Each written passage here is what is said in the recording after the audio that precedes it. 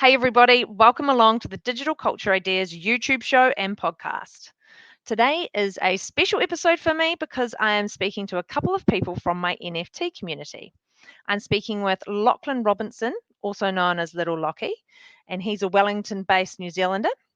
And I'm also speaking with Tim Livingston, also known as VectorBotTim, and he's coming in from Florida. All three of us have an NFT art project that we're working on, and we'll chat to you a little bit about what NFTs are and why it's kind of an important space to start getting to grip with. Lockie has his project is around little lit landscapes and little birds, and then Tim's NFT project is around vector bots. My NFT project is around turning physical art, which I've painted, into NFT collectibles. If you want to keep the conversation going after this podcast is finished, then feel free to jump into my Discord and ask me questions there. There I have all the episodes for digital culture ideas at your fingertips. You can also find out more about NFTs and just ask me anything. That would be super fun. So Tim and Lockie, welcome. And how are you? I'm doing good. I'm excited to be on the show, and I'm excited to see the StreamYard thing that you were showing me here. So excited to be a part of it. I really like it. And I'm doing good as well. Yeah, excited. Early morning in New Zealand, but ready to go. Yeah, good point, Lockie. I should mention that both Lockie and I are based in New Zealand. I'm in Christchurch and Lockie's in Wellington. And then Tim is coming in from the USA. So whereabouts specifically are you coming in from, Tim? Florida. It is almost 4 p.m. here, so it's normal time. How early is it where you guys are? It's 8:30 a.m. So it's, well, 8:40. It's So it's not really not too that Well, early. good morning to you. Thank you. And this is pretty exciting for me because you are actually the first kind of NFT people, NFT artists, and we'll get into what NFTs are in a second, that I've actually had on the show. It's a newish interest of mine that I've been sort of gone in quite deep for the last few months, and through this experience have kind of found you. So perhaps we better, for the context of our listeners, to start with, we'll get you to talk a little bit about yourselves, and then we'll get into what NFTs are and what the space is all about. So, yeah, perhaps Lockie, do you want to go first? Tell us a bit about yourself and about your NFT Sure. project in particular. Well, so hi, I'm Lauchie or Lachlan from New Zealand. I guess my day job is what's called a product owner. So I work at a tech firm here in New Zealand called Xero. And I basically look after an engineering team that helps them, I guess, deliver value both to our customers but also to the business. So a lot of that is all about experimentation, doing stuff called validated learning around like basically running small little experiments to test out whether you're actually making a difference to people's lives. Before that, I have done a variety of different things, including like project management, at like stuff like a visual effects company. I've worked at healthcare places and done a little bit of engineering.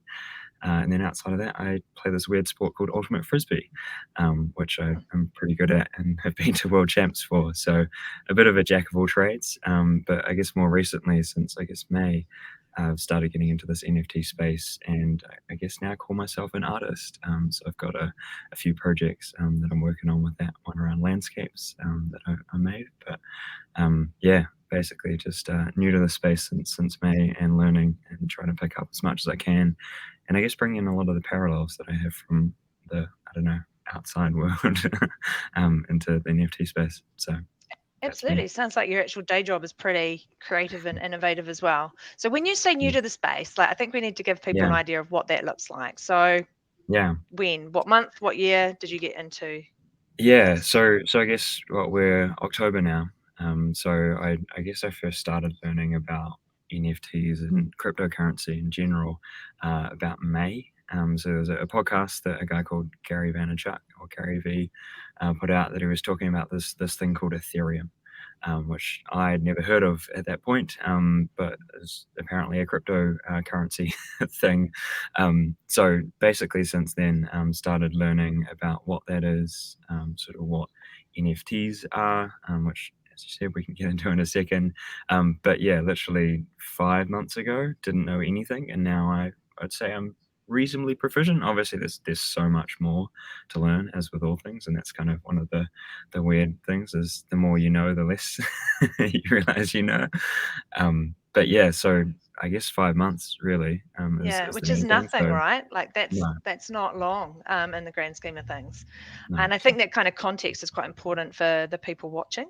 indeed. So yeah, maybe we'll jump to Tim. Tim, tell us about yourself. How you got into NFTs, Yeah. your project. I am a 39-year-old. I was a teacher. I've just moved on to try to explore this NFT space. So I'll go through my education and the various jobs that kind of led me to where I am today currently.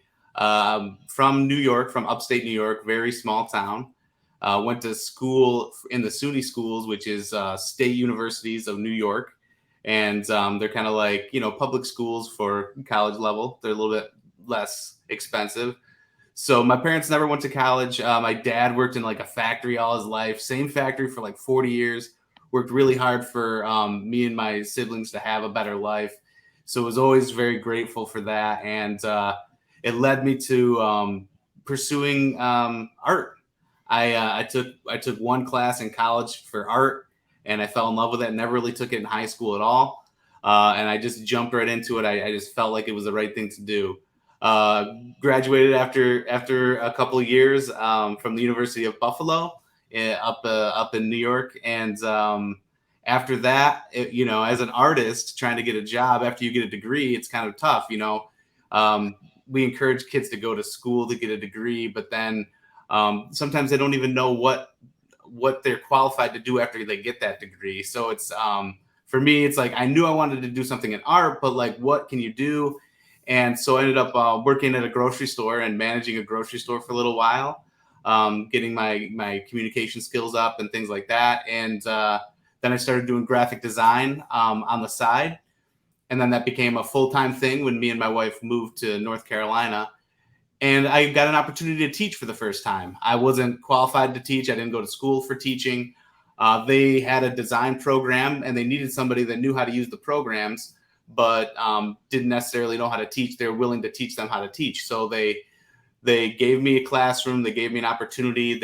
They paid for my schooling to get my teaching certification. And when I came back at teaching later in life, or came back to school later in life, I did really well, and I got like A's because I was like really into it. I wasn't as into it back when I was a kid, so I was a little more focused, and I really love education and teaching. But situations have changed, I think, and with COVID, I think that we can do things like this digitally, and people can learn. Instead of teaching in a classroom of 30 people at a time for an hour, I can make content and deliver that out. So I think I still want to be a teacher, but I want to do it on a bigger scale using this new technology called NFTs. Would be pretty great. So that's where my jobs have kind of led to my NFT project, because when school went out for the summer, I went all in, just like Lauchie said, with because of Gary Vaynerchuk and VFriends. I didn't know what an NFT was. I sold all my Magic the Gathering cards and got enough Ethereum to buy a VFriend. And then I was like, oh, okay, there's other projects. I didn't even know there was other projects. And it's been 5 months, Yeah. I just it's so yes, everybody is still super early in the space. It's pretty fun. Absolutely. So we've actually all come together around that same Gary Vaynerchuk project, which I think we definitely need to mention. But let's kind of talk about what an NFT is first, because it's one of those concepts that I've tried to explain it to family and friends, and they literally sort of start to recoil like I'm a little bit crazy. What is she talking about? So, Lauchie, do you want to have a stab at that, and then maybe we could all chip in? Yeah, sure thing.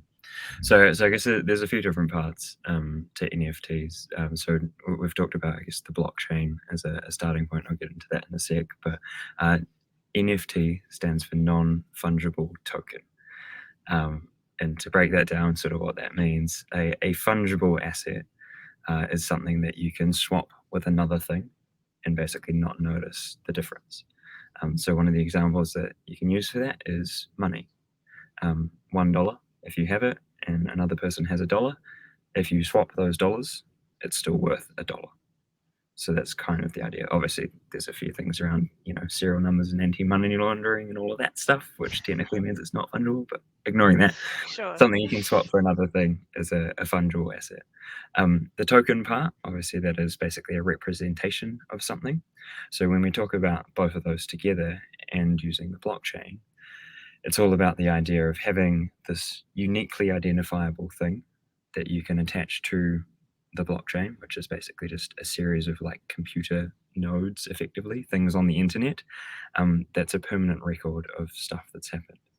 So if you take that idea of having a uniquely identifiable thing as a token, and then you use things like art or other types of assets and associate that to this non-fungible token, then you basically give yourself the ability to have verifiable proof that you own something or hold something, and you can use that as something that you can transfer around, sell, put art associated to it, and obviously have that proof of ownership long term. But it also allows you to do fun things called smart contracts, which allows you to basically incorporate all these extra, written things that are permanently stored on the blockchain that allows you to say, do extra, gifts to people that hold your token, or to have it that the artist gets a percentage kickback for these future sales. So an NFT effectively is just a vehicle for delivering this, repeatable and verifiable value. At least that's how I describe it. Nice. What Cool. did I miss?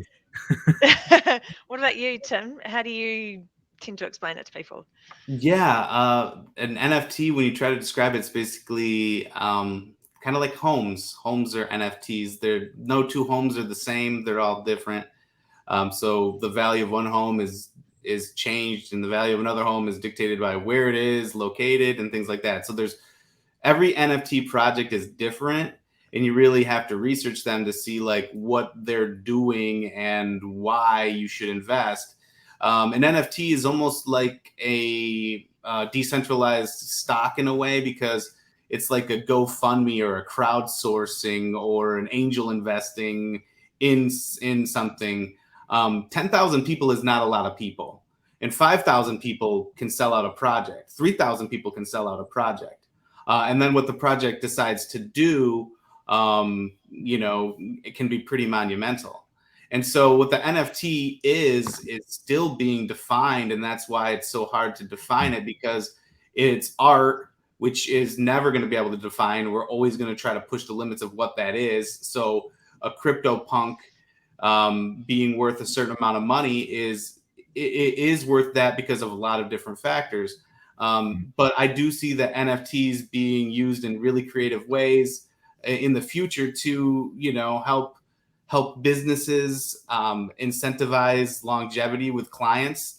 There's just so many uses. I mean, you could get an NFT every time you rode a specific ride at Disney World, and you could get an NFT every time you go to a concert of a specific band. And then once you go to 5 concerts, you get, another access to the.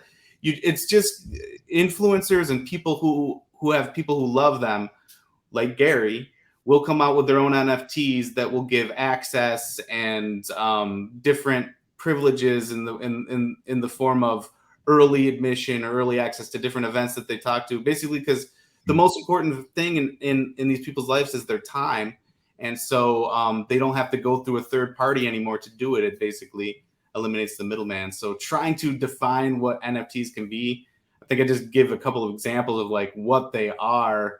And VFriends specifically gets us access to V Conference. So we get access to an event. And I think that's what Web3 is really all about.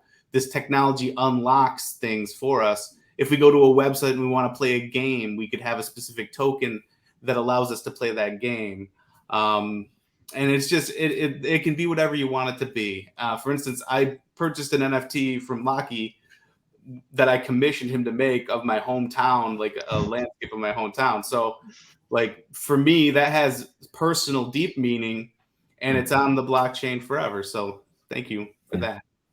You're welcome.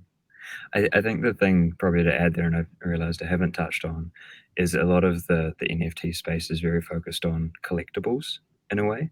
that like that's a huge part of the industry, and like you've I don't know, perhaps played video games, or people are familiar with the concept of video games. Within that, there's the idea of like unlocking different skins or customization for your characters. For me, NFTs at the moment sit in that very similar space, that people use them as their profile pictures to show off the swag that they have or the thing that they've collected. But as Tim was sort of getting at, there's a lot of other sort of avenues that you could explore. Like we mentioned, real estate and housing as an example. In the future, possibly you might just exchange an NFT that represents the ownership of your house, as opposed to going through real estates and all that. One of the other really interesting examples I saw was like a watch manufacturer, right? When you make a watch, obviously you go to the shop and you buy this fancy designer watch. I personally don't have the spare change to do that, but if you were going to get you a nice designer watch, if you can associate an NFT with that basically proves that this thing is legitimate and like it's a real certified copy, you then can associate value with that physical asset. Similar thing to art, right? One of the massive things, especially in the art space, is, you know, the Mona Lisa in the Louvre. Like everyone assumes that that's the legitimate copy of that and it's real, but the only real way to prove that is by going back through, like, I guess, art certifiers and trusting the fact that yes, it is the real one. But using the blockchain and that technology, you can actually prove, because once it's on there, it doesn't change, that something exists, it's real, and that you can have ownership of that. And I guess just to quickly like address one of the classic things is they're just images. Like, who cares? You can just right click and save it, right? The really interesting thing with that is, like, yes, you can download this image, and as people that own these collectibles, we can share them, we can put them on the internet and display it, but it doesn't mean you own it. So the ownership of these tokens is kind of the really important bit. That, using Tim's example, you can take a selfie outside of someone's house in the Hamptons or, you know, fancy part of the world and be like, check out my house. Doesn't mean you own it. So like that's the real power, is that proof of ownership and basically that uniqueness of these tokens, which you get using the blockchain. Yeah, and I think it's that point that this is where how we're using these NFTs is still so new. So one quite cool comparison I've heard is, I think it was about 1997. I was in 7th form at school, which is what we call it over here in New Zealand, which is like your last year of high school.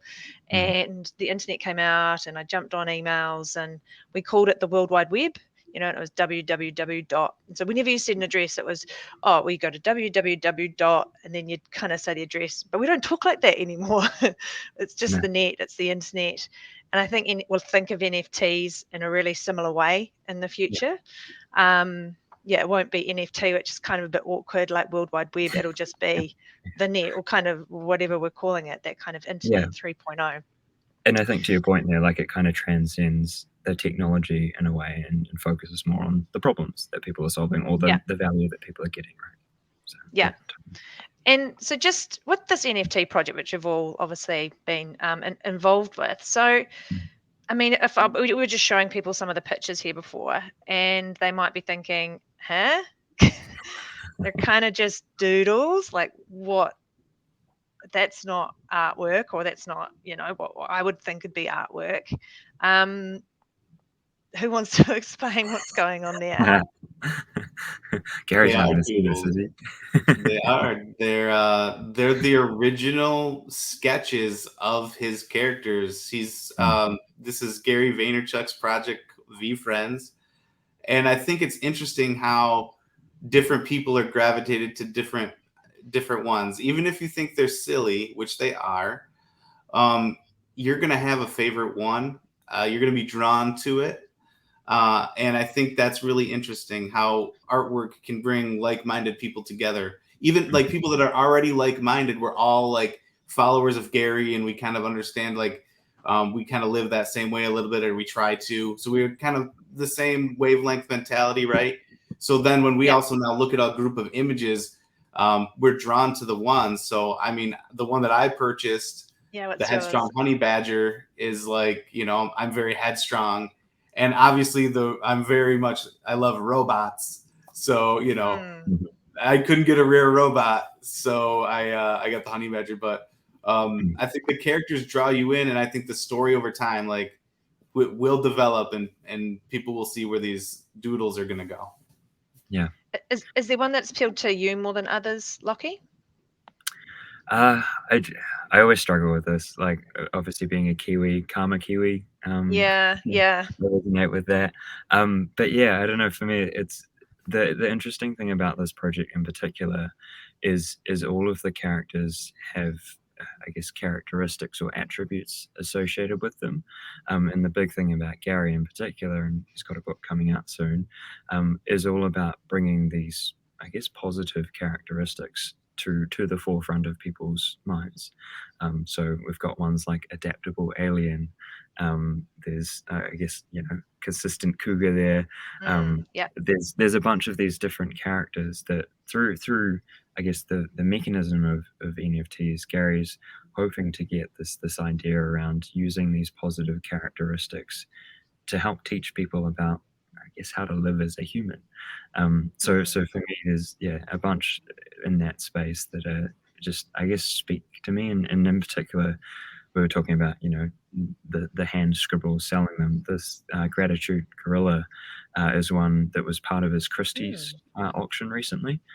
So for those of you who haven't heard, there's 5 of these original drawings that Gary did that went to Christie as, certified proof that yes, he is the artist behind this, and basically got sold on the auction block. And across the 5 items, they managed to raise, I think, above $1 million in sales, which for some random scribbles done by this guy, like, is quite cool. But it sort of just shows you the power of art, and how the person behind that art in particular, who in this case is Gary, actually brings a lot of value to people. And it's these projects, at least, part of it is the art, sure, but the other huge part is the community that's built, and sort of the support, and the learning, and just general excitement that comes from that. But also just how this person is able to build and execute and effectively use this to make IP, which, the way he talks about it, is going to be for the next 20, 30 years. Like, he's going to be building this out and just growing. And I think it's a really cool vehicle for both him, but also just businesses in general, to think about how they can extend their reach and get it out to new audiences, and effectively use it as a way to get their message out there. So yeah, didn't really answer your original question around my favorite one, but probably Karma Kiwi.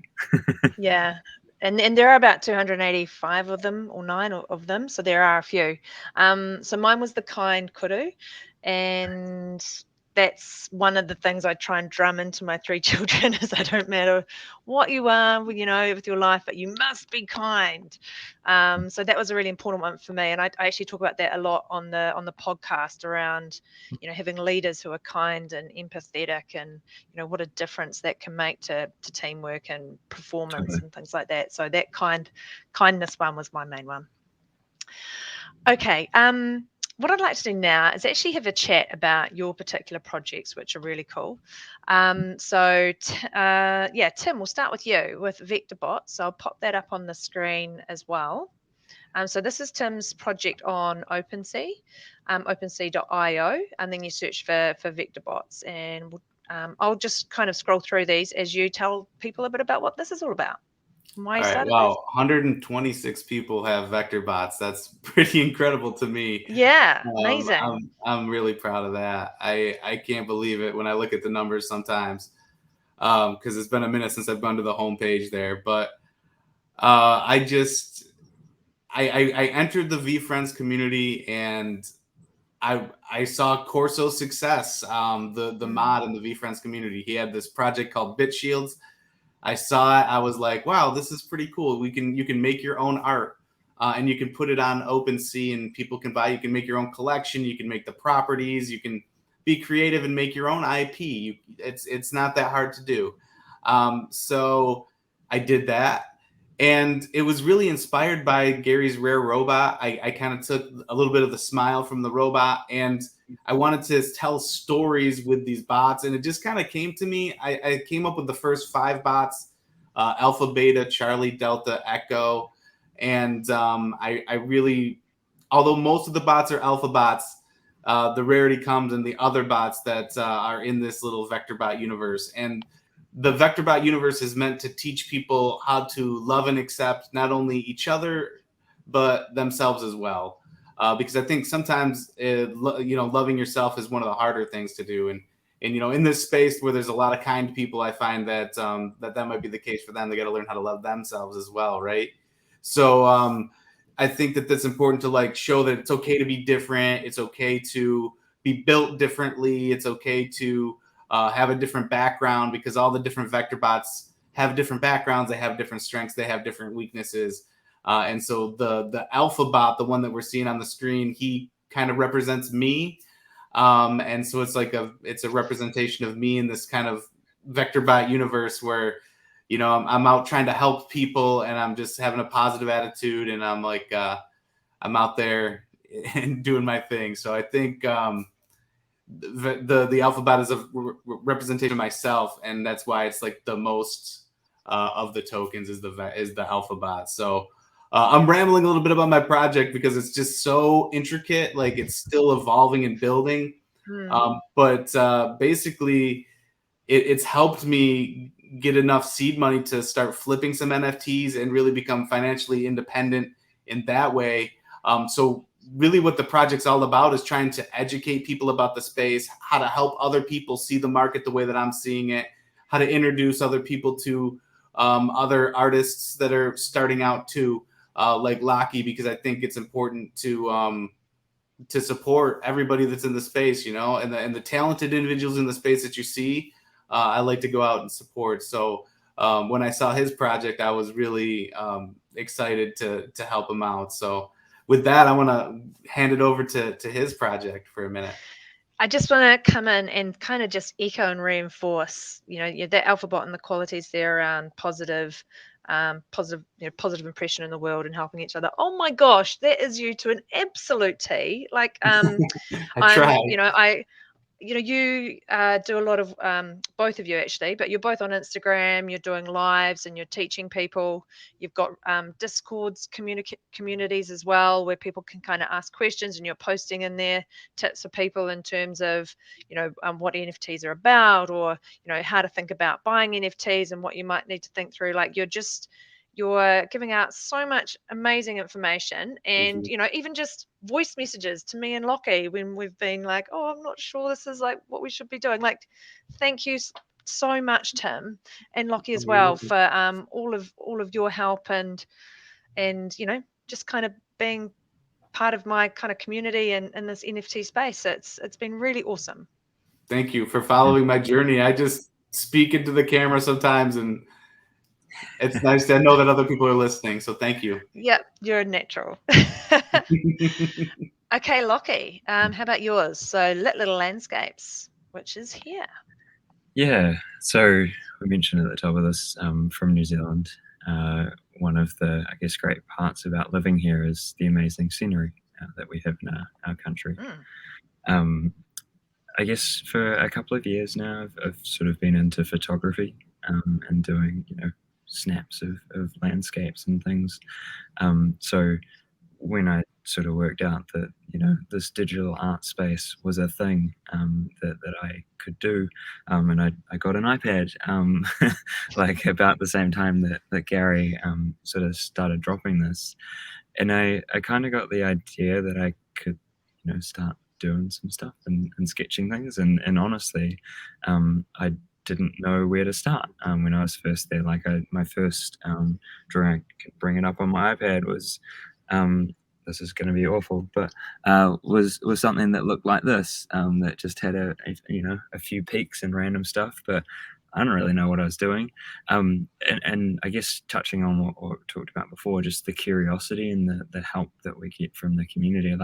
I just looked at a bunch of YouTube videos and sort of started working out how do I even make art, and then sort of from there started basically just experimenting with an app called Procreate on my iPad to then create these landscapes.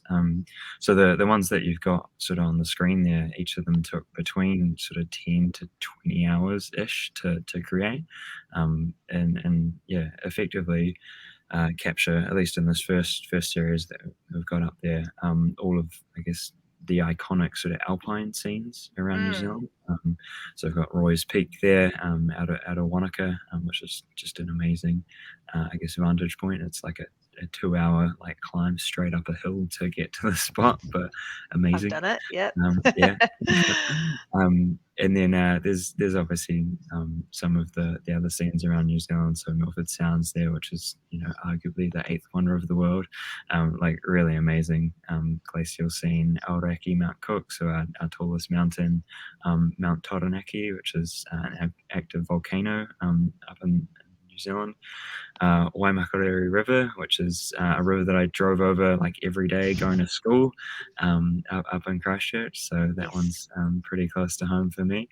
And then, the other two there, the Wanaka Tree and then Lake Mackenzie, which is on one of the Great Walks. So all of the pieces that I've got have sort of been inspired by iconic locations around New Zealand. And I guess my sort of purpose for my project is basically to share the natural beauty that is in not just New Zealand, but also the world. So I'm going to be branching out and looking at other countries and sort of doing this in this similar style. And as Tim mentioned before, that last one there, this commission that Tim got for me. So how I make these images, effectively, I have a bunch of reference photos which I use, and then throughout the process, basically sketch those out on my iPad and sort of iterate and move with them. And I guess the great thing about doing it digitally is you can basically experiment with stuff. Got a little time lapse which you can watch, but effectively, like the process is just a bunch of experimenting and sketching the stuff and playing around with different shapes and colors and moving stuff around. But at the result of it, you get these pretty cool, I guess, well, I think they're cool, landscape images. So yeah, I guess that's kind of my project. But the sort of big part for me is both as an artist experimenting with different things. So I've got a few other projects there. So there's one that's a bunch of little birds, which I've learned how to draw. And similar story with this one. I didn't really know how to do this. There was a person from New Zealand who put on a little YouTube sort of how to create tutorial, and I followed along and then sort of ran with it and started creating these things. But yeah, my sort of main dream right now is to continue creating, but probably more importantly, help share with other people about what I'm doing. And then the extra dream is basically to use the future sales of my art to give back to preservation efforts. Because obviously getting out and enjoying the nature, which is hopefully what my project motivates people to do, is great, but at the same time, not I guess, belittling the impact that humans have on the environment. So if there's stuff that I can do through art and getting, our country out there, like that's pretty huge for me. So that's my main project. And yeah, same with you, Lauchie. You give away so much good information to people new to the space, and I think people need that. Like they need to hear from people how they're doing things, somewhere they can ask questions. Not feel like too much of a newbie, not feel like an idiot because you're asking perhaps a dumb question. And you've both created those spaces within your Discord communities and Instagram, and yeah, so that's pretty cool. So this is maybe a bit of a hard question, really, but what are you most proud of, if you kind of weren't being humble about what you've done in this kind of NFT space? Oh, geez. Humbleness is one of the hard things that I have because I have a hard time like shutting my mouth. But you know what? Like honestly, when I told my friend like exactly how much money like I did make, because he was asking me like how much did you make, and I told him, he was like F you. I'm like, well, like the first 60 days I didn't make any money at all. In fact I lost money. And it takes a lot of effort and time. There's a lot of opportunity, but there's a lot of opportunity to lose money as well. If you think about how people are making very big gains, that means other people are making big losses. And so you need to be smart, and you need to just learn things. I think that what I'm most proud of is my ability to make mistakes early on, making bad investments, but not giving up and then keep going forward. So yes, I made a decent amount of money, but it didn't, like, that's not how it started. Like you have to learn. And for me, I learn by doing. So making projects, I just, doing transfers between your wallets, creating multiple wallets, just getting comfortable because the technology works. It's just getting comfortable with it. And so the only error is really human. And we can eliminate that if we just check ourselves and are cautious. So just learning about the space, being able to learn it quickly, I think has been what I'm most proud of. Yeah, cool. What about you, Lauchie? Yeah, I think for me, well, the proudest moment, I guess, is getting my first sale in a way. So I thank you, Tim, because that was you. But I know how it feels, so I'm glad. Yeah, exactly. I should have said that. You stole it from me. That was a very proud moment as well. Actually, I left it for you because that was an easy one. That was thank you. Little softball. Yeah, like, so I mean, for me, like the process of basically putting yourself out there, and creating content and stuff that really, like, you're just putting it out there for the world to see, and in the hope that people like it and pick it up. As Tim said, like, it takes time for that. Like, how long did it take from when you posted it to getting this to when I bought it? Because it was like a week, right? Was it like a week? It would have been a little longer than that, because I think technically I had it up but didn't really advertise. Because I was looking at it, but you never gave up. You constantly, you never gave up, and that's one of the reasons why I bought it. Yeah, no, you didn't. And I think, like, to that, like, the space it's so rewarding. There's so many opportunities, but at the same time, it is very hard from a perseverance and patience perspective, that you see these projects, that seemingly sell out overnight. The Bored Ape Yacht Clubs, which are now worth multiple hundreds of thousands of dollars, or the projects like this Mechaverse, which is like a robot one, which like had 250,000 people in their Discord for 8,000 tokens that got sold. Like, there's some ludicrous, like, success stories, but at the same time, they're kind of the 0.1%, right? Like, for the rest of us, you've got to grind, you've got to focus on basically telling your story, because people basically invest in you. And yes, the art is certainly a part of it, but a lot of it is about you and what you can build, within your brand and your market. So I think for me, like, that's been a really huge part of it as well, is gaining confidence in my ability now as an artist. Like, I would call myself an artist, which is not a title that previously I would ever have thought about having, but like, I love like creating this stuff. It ironically, I guess, gets me out of bed in the morning. Like, I just, the whole space, the learning, the sharing what I've learned, and I guess to Tim's point, like, helping others through a very similar journey to basically access the opportunities that this space poses, like, that really excites me as well, and just doing that whole thing. So yeah, I think for me, yes, having a sale, it's great. It sort of validates the fact that it's a thing that's worthwhile doing. But for me, it's more about the journey and sort of just being stoked within what I'm able to do and who I'm able to help within the space. I love doing it. Yeah, it's really interesting, isn't it? Because as people who follow Gary Vaynerchuk, we've probably had ourselves out there a little bit more than other people, even just doing social media and Instagram and videos online and podcasts and whatever. And then it's like gone the step further with NFT and maybe putting out your own project and calling yourself like an NFT artist, where you wouldn't even have perhaps considered that as something before. Like, it is very out there. And, often when you are well ahead in that space, it's kind of like people are like, what are they doing? Like, who do they think they are? And then the tide kind of turns and it's like, so can you tell me about this NFT thing? Like, how does that work? Like, all of a sudden it's percolating a little bit more and a little bit more into the social conscience of people kind of globally. And it's like, oh, wow, this is actually a real thing. Probably need to find out more about it. And I think if you didn't have that love of learning, you wouldn't be where you are today and has progressed, with your projects and your artwork and your communities. And it's only like 5 months since you've started. This NFT time is nuts. Like, that's like the crazy thing, 5 years.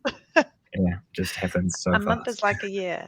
Yeah, It is absolutely. crazy, 100%. But yeah, I'm excited for the space because it's continuing to evolve. We're still trying to figure out exactly what it is, and right now the biggest thing it's being used for is to be like it's like a Lamborghini in your driveway. It's like a digital. If you have a Bored Ape, it's like here's my Lamborghini. If you have like a CryptoPunk, it's like here's my nice house. But it can be so much more than that. But I think the big marketing ploys that have been going on within the space with these huge money, multi-million-dollar things for NFTs, it's drawing people's attention into it to make them look at them a little bit more curiously.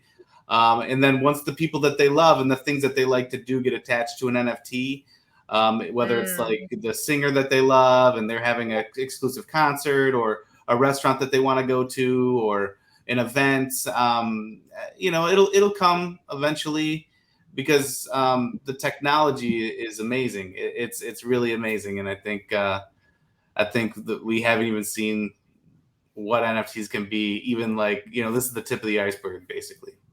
Yeah, absolutely. And so how do we get more people on board then? Yeah. Well, safety. I think that's the biggest concern people have, with it is the safety. Because I don't know about you, but it seems like VFriends lose more tokens than any other project that I've been following, because people are unfamiliar with. They're the most green in the space, and it's sad to see, but it's because of emotions get the best of people, and they. We just need to educate about this, about safety, and there needs to be, I don't know, I think OpenSea needs to do some things with safety too, and I think maybe the Coinbase NFT that's going to be coming out, because when I send ETH with my Coinbase, it like sends me a thing back to verify it. That'd be nice if MetaMask could do something to one more layer of security to really help people stay safe. So I think that's the biggest challenge that it faces. Yeah, there are a lot of scams, unfortunately, that do go on in this space that you kind of need to come to grips with pretty quickly. There's a lot of education, though, in Discord channels around those. And we don't get that with the internet in the same way, because obviously I'm in the cybersecurity space, so cybercrime, I'm looking at that day to day, but we're not constantly posting to our people, oh, this phishing email's come out, this scam has come out, watch out for this, watch out for this. But in Web 0.3, we are you literally go to the scams channel, you have a read of what the latest things are, and then you try and avoid those. It's so much more educational, I think, than just the normal internet and our day-to-day online lives, which I'm really excited about. I think that's cool, because if we build this in from the ground up with communities, then people can avoid some of those really classic, pitfalls, like clicking on a link and then the NFTs and crypto money's taken from their wallet, or whatever it might be. So, well, that's the beauty of the community, because with the digital age, information is all there. It's all out there. The hard part is there's a lot of information. There's a lot of misinformation. There's a lot of disinformation. There's a lot of information that you don't know if it's backed by anything credible. At least when you get somebody's point of view, you can see if that person is a credible person. And, if they're in the community and they're a lawyer and they've been studying law for 10 years, I'm going to say that what they have to say is probably pretty accurate. So hearing it, directly from people, experts in their field like you two, and it's just, it's easier to learn, right? So these communities help make things easier to learn, directing people to good resources and things like that. Yeah. Okay. So speaking of resources, and we're kind of coming to the end of things a bit now, but I do think people should check out your Discord. So I'll make sure that link is in the show notes so they can have a look there. But is there anything else that you've kind of come across, maybe recently or whatever, that is really useful from an educational perspective, either around how to become an NFT artist or how to buy and sell NFTs? Is there anything you've spotted that you think is quite good? You want to go first, Lauchie? You got something?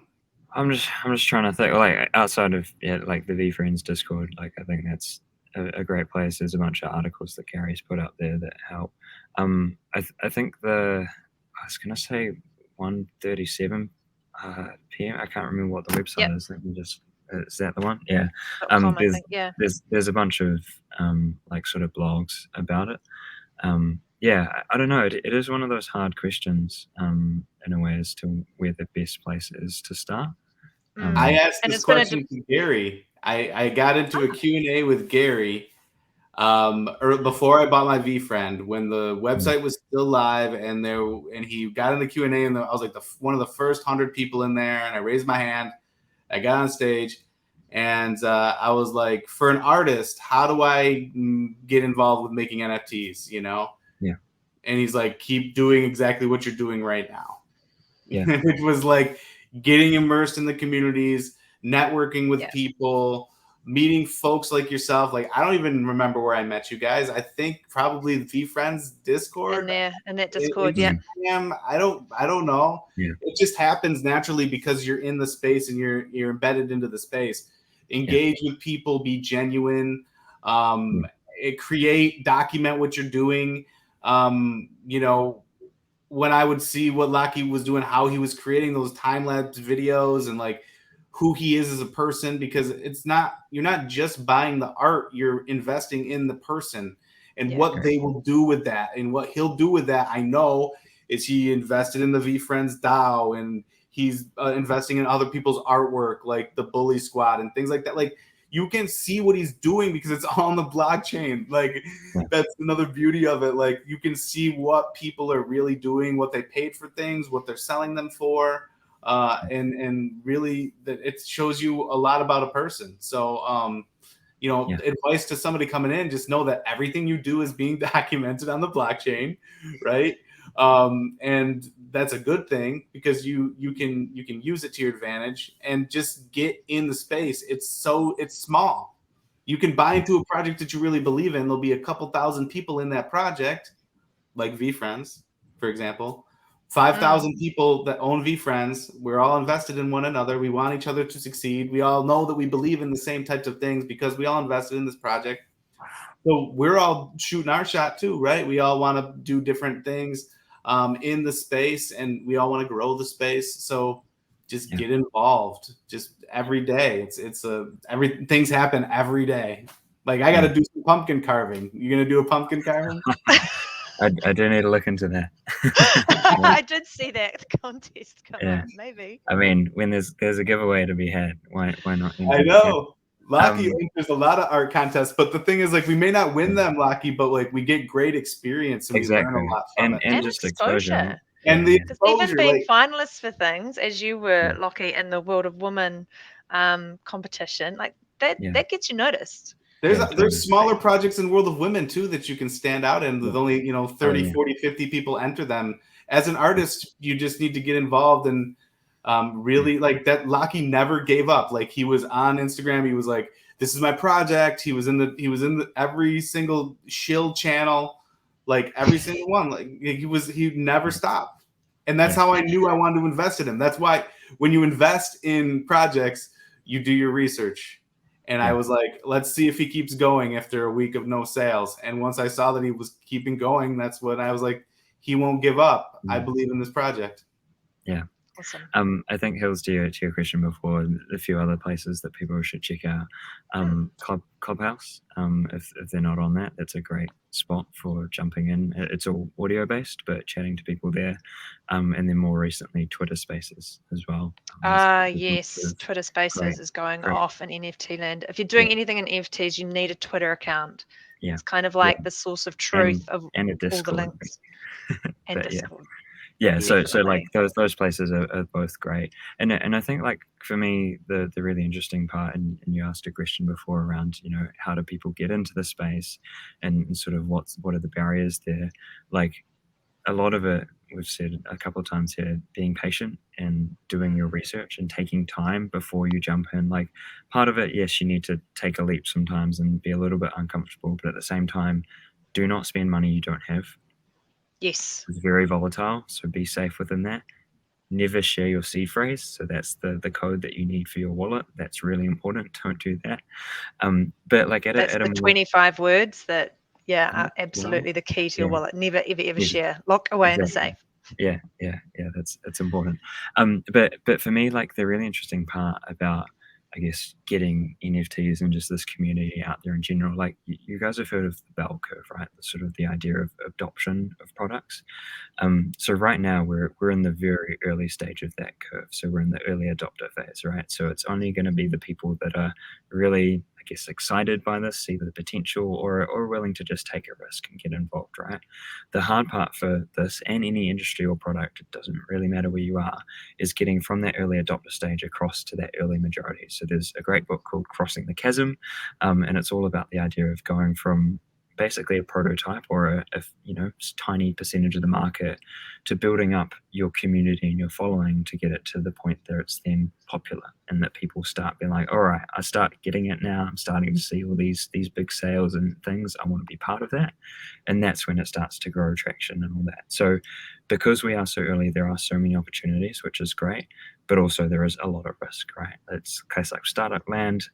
Half of the projects out there aren't going to succeed long term. They're not going to last more than a couple of months because, unfortunately, at the moment, a lot of the space is very focused on the monetary return. Is this project going to moon? Can I get 10x on this thing? Because that's kind of the norm now. So a lot of the lens is very focused on the short term of what can we do, right now, how much money can I get back from this thing, as opposed to the lens more about the long term of what are people building, what is the longer term potential on this. And I think for me, those are the projects you really want to be looking for, is to get to those ones that are going to be around for longer, that are going to make it past this NFT winter. So when everything else cools off and people realize that they are just holding a JPEG or a bit of image, versus the projects that have actually built a community that have that ongoing long-term value. Those are the real ones that you kind of want to look for and focus on I guess, getting and understanding, what really makes that project tick, and how can you get involved.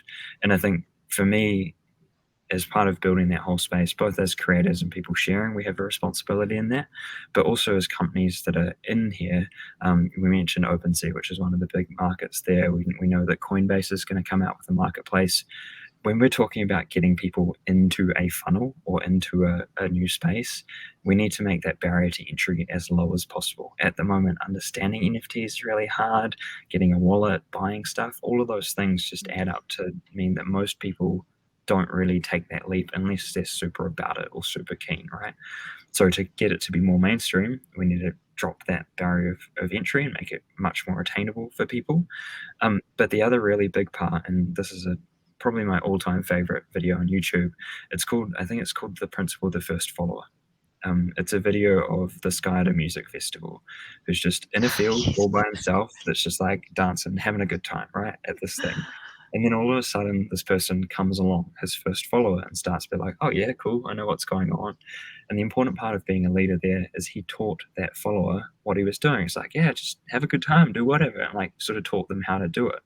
So that was that planting the seed of that first follower.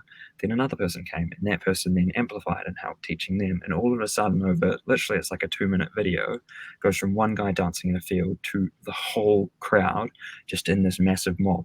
And it talks about the different phases of people getting in there and sort of growing. When it becomes more acceptable, then it starts snowballing and getting bigger and bigger. But for us right now, the most important thing is embracing others in here, adopting the yes and mindset of helping complement and get other people in the space, but just growing and basically being there to experiment and to learn together, so then we can work out how to make this thing succeed and be longer, because it's here to stay. But it's just how do we make that more accessible to people? Sorry, that was a big rant, but just really. And yeah, I have seen that YouTube video, so I should put that in the notes as well, because that is a classic. That's fantastic. So who's that crazy guy? And then everyone's doing it. It's totally normal. I think across the world too, like with a lot of countries that are developing, right, and they're kind of leapfrogging, like technology is being leapfrogged. There's no telephone wires; it's all cell phones. So like antiquated banking will probably go away, and these emerging these emerging countries will be using crypto. I think. I think crypto will continue to get bigger because of that. Totally.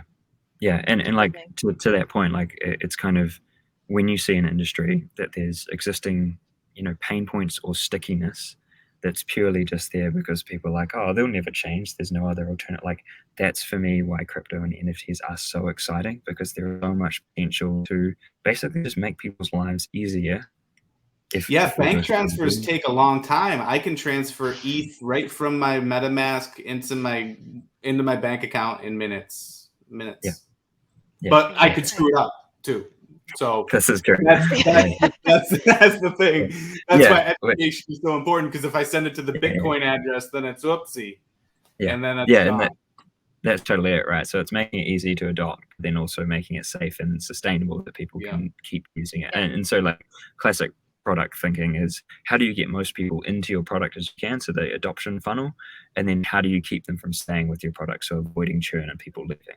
I think the Coinbase NFT will eliminate one step. It'll eliminate MetaMask essentially, and so then they can have one less step to buying an NFT. I think it's going in the right direction. But yeah, cryptocurrencies and things in general, like Disney could come up with their own currency. I honestly think like if they made NFTs on their own blockchain, like that could be a whole thing. The whole space and NFTs don't have to be on the Ethereum blockchain for anybody watching. They could be on different blockchains, which means that different cryptocurrencies, they're purchased with different cryptocurrencies. So I know Lauchie's is on actually a Matic network. It's on ETH on Polygon, so it's a little bit different. So there are some little complexities within cryptocurrency, but the mainstay is that there's a blockchain. It's a chain of information. The data gets put onto the chain, and then you basically purchase a key to the data. And I purchased the key to the artwork from Lauchie, so I could have my artwork from him, and I could sell the key to somebody else. And that's kind of how it works. It's kind of like the blockchain simplified. And it's interesting because I have no problem. So it's a digital asset, and some of the NFTs I've actually printed out onto like big canvases and things like this, so that I can actually enjoy them in my home. And I've got no problem with the fact that the canvas doesn't have a value. The value is with the digital asset on my phone. But that's fine. I'm more than happy to enjoy them both ways, if that makes sense. And I think that's a really important call out is that transition of physical and digital, right? Is they can and should complement each other. So great point. Yeah, and I think experience and education and different things that you can accomplish with an NFT or a POAP, proof of attendance, right? Like I was at Tom Brady's game when he threw his 600th touchdown. I was at such a concert when so-and-so, and have the playlist of the concert right on there. I would love to have an NFT from every concert I've ever been to that like told me, what's the value in remembering like a picture, right, of an event. I think NFTs will become more of a keepsake, a personal keepsake, than like this thing that everybody else is going to want to buy from me. It can almost represent, like, I almost see Lauchie's birds as like a representation of like how he's going to evolve as he creates these birds. And it's like a documentation of his art as an artist getting better, right? In the same way that VFriends with Series 2 and Series 1.5 is going to be like building onto his whole universe that he's creating. So it's very interesting on what NFTs can be, but I think tickets, experiences, access, instead of having a bunch of different accounts for different websites like Walgreens or CVS or Walmart, you'll just have your e-wallet and you'll sign in. It'll be one login and here's your such and such website NFT. You get 10% off because you buy a lot of things here at the site, So it's just instead of getting spam emails and stuff, you're going to get stuff dropped into your wallet, which happens too, right? So it's going to be a whole other thing. But yeah, NFTs are so hard to define because we're still trying to figure out what we can use them for. Yeah. Same as we were with the internet. Like, is this just a big knowledge base? No. We can actually sell things through the internet, and this space is very similar. And it amplifies web too. It amplifies social media, right? Because if you see somebody with a certain picture, you can automatically assume. If I see someone with a VFriend, I'm going to automatically assume that I'm going to like this person, so I'm going to follow them and see what they're up to. So it's like it's interesting how we can network that way too. Totally. And so my top tips, if anyone wants to learn more, so podcast wise, Gary Vaynerchuk's other podcast, other than Ask Gary V, which is his main one, Props and Drops, I listen to as well. They talk about sport. To be honest, I probably fast forward some of that. But when I get to the NFT, because it's not my thing, but NFT section and that I really enjoy. There's also a really great podcast called Two Bored Apes, which this couple of people do. This guy Zeneca in particular, he has a Discord as well, and he talks about what he's buying and how he's flipping things. So I'll make sure that's in the show notes as well. But that's quite good for knowing what's coming up. And he had this really interesting project in there called 1 ETH Challenge, where he only had 1 ETH, and then he's trying to like build more money with it. So that's kind of interesting to hear some of the thought processes for how you might grow 1 ETH into a lot more. Okay, so final words, calls to action. Tim, do you want to go first, and then Lauchie? I would say just be curious. I mean, that's really what's helped me really kind of navigate the space. I'm like, oh wow, what's this project about? And I'm like down this rabbit hole of this project and seeing what, because really NFTs can be whatever you imagine it. And if you've thought about it, there's probably a project out there that's doing something similar. I mean, there's so much going on that the being curious about the space is going to help you. So if you want to learn about NFTs, there's a lot of people that will tell you. So you have to be as curious and have the will to go out and find the answers you're looking for. Absolutely. And 3 people on this this show as well. Absolutely. Lauchie, your final words. Yeah, I think for me, like the space is so new, so it's going to keep changing. So to Tim's point, be curious, be adaptable, and learn as much as you can.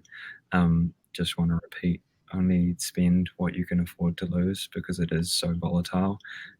Even Ethereum versus Solana versus ADA, like all of these different things, we don't really know which one of these is going to win. So if you can, spread your feelers a little bit more, diversify, understand as much about those different spaces as you can. But honestly, just give it a go. For me, the biggest part and the most that I've learned is when I've actually been creating my own projects and taking that leap. So I think to something that Gary has said a few times here is try and avoid defaulting to no, as in this isn't going to be a thing, and choose maybe. That this could be interesting. Do a little bit of research, do a little bit of learning. There's plenty of us here that are more than happy to help, to learn. For me, I'm really excited to try and translate some of my professional learning stuff into more tangible resources for the NFT space. Because I think for me, the thing that I see so much is it is very short-term focused, dopamine, eccentric sort of stuff that everyone's really focused on that short term, but there is a longer term lens here, and I think there is going to be stuff that's going to be here to stay. And if we build our projects, our communities, and invest in each other right, it's going to be world changing, and it kind of already is. But I think more of that, and the more people that get involved and bring their unique perspectives to the space, the better. Awesome. Well, thank you both for coming on the show. Love you. You're amazing. Love your projects. And let's keep talking together. Sounds good. Thanks, guys. Thank you.